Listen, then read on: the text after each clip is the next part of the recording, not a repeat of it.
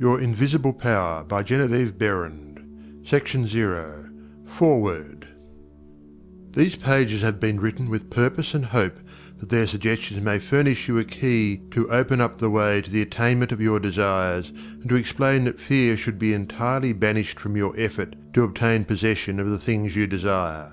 This presupposes, of course, that your desire for possession is based upon your aspiration for greater liberty.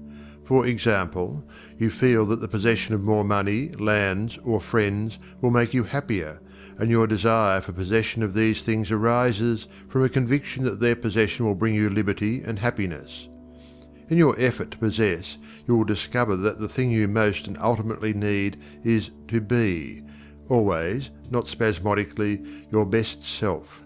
That self which understands that the mistakes of those you love are simply misunderstandings. Your feeling that greater possessions, no matter of what kind they may be, will of themselves bring you contentment or happiness is a misunderstanding. No person, place, or thing can give you happiness. They may give you cause for happiness and a feeling of contentment, but the joy of living comes from within. Therefore, it is here recommended, rather than otherwise, that you should make the effort to obtain the things which you feel will bring you joy, provided, as previously stated, that your desires are in accord with the joy of living. It is also desired, in this volume, to suggest the possibilities in store for all who make persistent effort to understand the law of visualization and make practical application of this knowledge on whatever plane he or she may be. The word effort, as here employed, is not intended to convey the idea of strain. All study and meditation should be without strain or tension. It has been my endeavour to show that by starting at the beginning of the creative action or the mental picture, certain corresponding results are sure to follow. While the laws of the universe cannot be altered, they can be made to work under specific conditions, thereby producing results for individual advancement which cannot be obtained under the spontaneous working of the law provided by nature. However far the suggestions I have given you of the possibilities in store for you through visualizing may carry you beyond your past experience, they nowhere break the continuity of the law of cause and effect.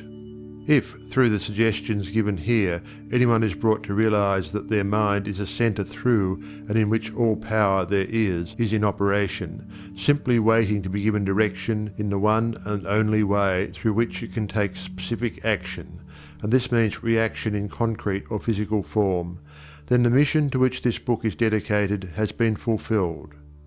Try to remember that the picture you think, feel and see is reflected into the universal mind, and by the natural law of reciprocal action must return to you in either spiritual or physical form. Knowledge of this law of reciprocal action between the individual and the universal mind opens to you free access to all you may wish to possess or to be.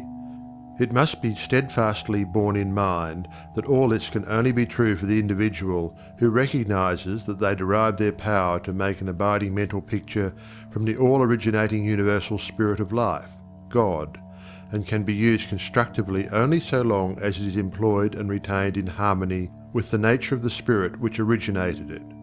To ensure this, there must be no inversion of the thought of the individual regarding their relationship to this universal originating spirit, which is that of a son or daughter, through which the parent mind acts and reacts.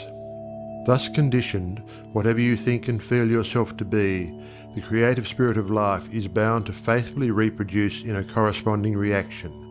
This is the great reason for picturing yourself and your affairs as you wish them to be as existing facts, though invisible to the physical eye, and live in your picture. An honest endeavour to do this, always recognizing that your own mind is a projection of the originating spirit, will prove to you that the best there is yours in all your ways.